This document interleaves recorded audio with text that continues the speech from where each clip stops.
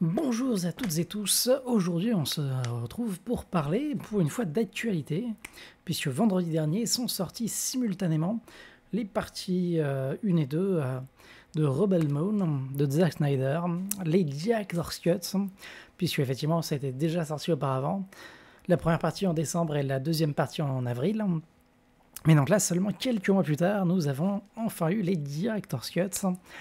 Et pour ceux qui connaissent un peu Zack Snyder, c'est un peu une connerie de ne pas, enfin, de regarder le film avant de regarder. Enfin, non, si tu peux regarder le film et puis après les director's cut pour comparer si ça t'amuse. Mais généralement, c'est plutôt de la souffrance de regarder le film de base, hein. En mode, on voit un peu qu'est-ce qu'il voulait raconter, mais on sent qu'il a voulu couper pour le studio. Et systématiquement, Zack Snyder, comme c'est un débile, il coupe toujours le scénario. Et il ne garde que les grosses scènes d'action, sauf que le problème, c'est que les scènes d'action, c'est très bien, mais si t'as pas développé tes personnages et ton histoire, s'il n'y a pas d'enjeu ces scènes d'action, ou que les personnages tu t'en fous, bah tu vas pas les recevoir de la même façon. Tu vas tendance à t'en avoir rien à battre du film si t'as pas eu de scénario derrière, quoi. C'était le souci de BVS, Batman vs Superman, c'était l'énorme souci de la Justice League. Bon, bah là aussi, c'est parce que Josh Whedon avait tout charcuté et retourné 80% du film. Et bah donc là, bizarrement, les films sont sortis en version cutée. Et ça a été très mal accueilli par le public. Logique. Sauf que là, Zack Snyder revient donc avec les Director's Cuts. Et donc, je précise tout de suite, je n'ai pas vu les films de base. Parce que, voilà, on savait que ça allait sortir pas trop longtemps après. Et puis bah, surtout, c'est ce que ça fait de voir un film de Zack Snyder non Director's Cuts. C'est plutôt assez pénible à regarder. Et donc là, en plus, il a changé les noms des films. Ce ne sont plus L'Enfant du Feu et L'Entailleuse. Désormais, la partie 1 s'appelle Le Calice de Sang. Et la partie 2, la Malédiction du Pardon. D'ailleurs, dans les deux cas, ce qui est assez fort, c'est que le titre de la première partie à chaque fois n'a rien à voir. On ne sait pas d'où ça sort l'enfant du feu, on ne sait pas d'où ça sort le calice de sang. Et pour la partie 2, oui, l'Antaeus c'était très à propos. Et la malédiction du pardon, un peu moins à propos, mais ça passe quand même. Donc voilà. Alors du coup, qu'est-ce que j'en ai pensé? Bah déjà, on va parler de l'histoire, puisque comme ça dit Tarscott, il y a une histoire qui n'y a pas forcément dans la version de base. Donc, qu'est-ce que ça raconte Rebel's Moon? C'est un peu, grosso modo, le Star Wars de Zack Snyder en version nazie. Voilà, en gros, c'est comme dans les premiers Star Wars, ou enfin même dans toujours dans la première trilogie et les 4, 5, 6 et 7, 8, 9. En gros, on a un empire, sauf que ce coup-ci, il s'appelle voilà, le monde mère. Et donc, bah, c'est des humains avec un peu des uniformes de nazis et avec un comportement, voilà. Ils sont en gros, ils sont en mode soumettez-vous, crevez. Et généralement, non, vous vous soumettez, ah, ça me plaît pas, j'étais là pour détruire, moi, à la base, ça me m'arrange pas trop. Donc, bon, d'accord, je vais prendre votre soumission, ok, pas de souci, mais je vais quand même détruire votre planète derrière, quand même. Non, mais pas parce qu'on a des principes un peu ici, non. Donc, voilà. Et bah, qu'est-ce qui se passe dans Rebel Moon? Et ben on suit le personnage de Cora, ou Altelaïs, un truc comme ça, son deuxième prénom, on va l'appeler Cora, incarnée par Sofia Boutella. Et au passage, je n'ai jamais pu m'enlever de toutes les 3h24 et 2h50 des deux films l'image de Yennefer avant sa transformation physique dans The Witcher. Pour moi, un peu Sofia Boutella, elle ressemble un peu trop.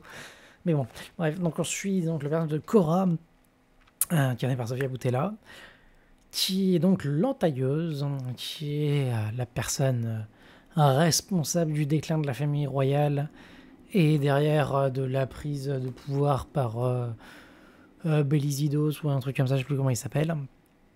Et donc en fait, on s'en doute, elle a pas grand chose à voir là-dedans, mais en gros, on lui a tout foutu sur le dos. Du coup, elle s'est enfuie, et puis bah là, elle a trouvé refuge depuis 2 ans dans une colonie agricole, la planète de Veld. Et pour l'instant, tout se passait à peu près bien. Il arrivait à peu près à se construire malgré ces drames passés. Mais seulement voilà, la maison mère est de... Enfin, voilà, j'arrête pas de dire la maison mère. Le monde mère est de retour avec le nazi suprême, le général Atticus Noble. Et donc, qui est là en mode, voilà. Même si ça n'a aucun sens hein, de base, il est en mode oui, bonjour, vos récoltes, s'il vous plaît. Sachant que vu la taille du vaisseau et la puissance que ça a dû demander, même en 1 million d'années, je pense que leur récolte, ça suffirait pas pour compenser le surplus des dépenses engendrées par ce voyage. C'est un peu mais c'est bon. Heureusement, la première partie, c'est un prétexte, puisqu'en fait, ils cherchent les révolutionnaires. Et du coup, en arrivant, il met un gros coup de pression. Et voilà, en fait, soit il leur aide à trouver les rebelles, soit ils crèvent de faim. Et dans les deux cas, derrière, ils vont les raser. Alors du coup, Cora va décider de partir avec le responsable des récoltes, chercher un peu de l'aide. Donc ça va commencer par un peu se créer une équipe et potentiellement essayer de trouver les rebelles. Parce que comme du coup ils sont dans la merde, parce qu'à la base ils avaient vendu leur récolte aux rebelles, et ben donc la question c'est est-ce que du coup les rebelles vont pouvoir peut-être les aider et tout ça. Donc en fait c'est en 2 parties. Donc le premier film ça se concentre sur un peu poser les bases de cet univers et monter l'équipe. Et la deuxième partie ça va être voilà, on pensait y avoir échappé, mais finalement non. Donc, va falloir se foutre sur la gueule sur Veld, avec les petits agriculteurs tout moisis face à l'énorme empire. Donc, à quel point ça va être la boucherie, comment ça va se passer et tout, voilà. Alors, pour vous donner un avis rapide, j'ai pas mal aimé la première partie. J'en avais pas grand chose à faire des personnages. C'est un peu prétexte, le côté monter une équipe, c'est un peu vu et revu, et puis le côté l'Empire, machin, oh là là, le scénario de base est vraiment claqué par terre, c'est pas très intéressant, mais heureusement l'univers en lui-même, sur les dessous de la manipulation politique et tout ça, sur un peu tout comment marche l'univers, il y a un truc qui m'a vraiment énormément hypé moi dans cet univers, c'est... le principe des voyages extradimensionnels, sur comment plier l'espace-temps pour voyager au-delà de la vitesse de la lumière et permettre ce voyage entre les galaxies. Et c'est fait par rapport à une race, on ne sait pas trop si elle est purement synthétique, biotique et transformée un peu en synthétique derrière. Enfin, c'est le moteur un peu de leur vaisseau.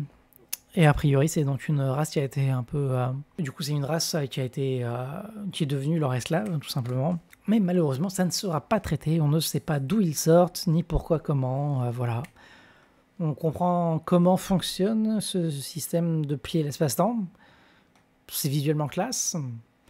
Mais ça implique un pouvoir tellement démesuré qu'on se demande comment est-ce que ils arrivent à les mettre à leur service, quoi, que ce soit leur serviteur.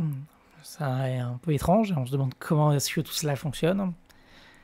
Et c'est un peu le souci, je dirais, de ce diptyque, c'est que c'est beaucoup dans la para. Il y a énormément de travail sur les designs, je pense au personnage de l'araignée de Jenna Malone. Il y a vraiment beaucoup de propositions visuelles très fortes et très réussies, notamment le robot joué par Anthony Hopkins, qui vraiment a en plus tout un parcours de retour à la nature en fonction de il retrouve la foi. Donc c'est vraiment très intéressant visuellement. Mais au niveau du fond, c'est beaucoup plus léger. Et ça va être le souci de la deuxième partie. C'est que si toute la première partie est un peu un émerveillement visuel, derrière, il n'y a pas grand-chose à se mettre sous la dent. Et ça se limite après une 70 minutes extrêmement poussive sur comment mettre un peu tout ça en place. En gros, la récolte... la vie quotidienne dans le village avec le nouveau groupe formé. C'est vraiment pas très passionnant. Alors que justement, tout ce que les scènes supplémentaires rajoutées dans la première partie étaient beaucoup plus intéressantes. Parce que j'ai vite fait faire un petit comparatif en regardant, même si j'ai pas regardé l'intégralité. Mais par contre, sur la seconde partie, faut un peu jeter toutes les 70 premières minutes. Et derrière, on a que un peu la bataille finale à se mettre sous la dent, où c'est du spectacle un peu bourrin, et pas grand-chose d'autre. Du coup, globalement, si vous aimez un peu les space opéra, il y a visuellement des choses très intéressantes, et du potentiel un peu, derrière surtout le côté mystique, même si pareil, le coup des dents, du tableau et un peu les espèces d'alchimistes un peu bizarres, design très réussi, mis beaucoup de mystère derrière, mais qu'est-ce que ça va donner après en termes de scénario pur? Pour l'instant, rien du tout. Et en plus, Zack Snyder un peu devient une parodie de lui-même. Il fait toujours des plans extrêmement beaux. C'est en termes de photographie pure, c'est de l'excellent travail. En termes de réalisation, c'est beaucoup plus compliqué. C'est toujours vraiment le problème du fond versus l'image. L'image est extrêmement belle, extrêmement travaillée, visuellement, il y a tellement de belles propositions. Mais vraiment, le scénario très vide, très cliché. Personnage complètement stéréotypé et creux. Et du coup, par rapport à tout ce côté mystique, ça fait beaucoup de propositions, mais ça ne développe rien du tout. On sait vraiment tout dans l'apparat et rien dans le fond. Et visuellement, ça se ressent aussi en termes du travail qui est fait sur ça avait un grand sens, par exemple, pour 300. Tout le travail des ralentis. Ça permettait un peu de faire plus ou moins pause sur l'image pour créer comme un calque pas de la bande dessinée, mais du coup c'est un roman graphique. Du coup pour montrer voilà la composition du plan, comment c'est bien travaillé l'image et tout. Il met un peu pause histoire de pour profiter. Sauf que là déjà la plupart des scènes n'ont pas le niveau de 300, on va pas se mentir. Et puis, en plus, c'est pas spécialement sur ce genre de scène qui fait des ralentis, c'est plus sur des scènes d'action. Et c'est anticlimatique, parce que du coup, c'est pas genre un peu comme dans 300 en mode tu fais le ralenti pour après derrière réaccélérer et décupler la puissance des coups. Là, c'est plus en mode sur les gens se font attaquer, ils sont un peu en mode on fait un ralenti pour tu respires un peu en mode t'esquives les balles. Du coup, ça n'a pas le même sens et pas le même impact visuellement. Ça a plutôt tendance à casser le rythme des séquences d'action, au lieu d'en décupler l'impact. Il a réussi à faire deux ralentis. Je pense à la scène avec l'oiseau, l'espèce de chat-aigle. Il nous fait un ralenti dans un ralenti, alors que la scène n'est déjà pas super belle de base. Donc c'est un gimmick qui déjà était un peu décrié de base, mais alors là vraiment ça ne sert non seulement à rien, mais en plus ça casse le rythme et ça casse la scène d'action en elle-même.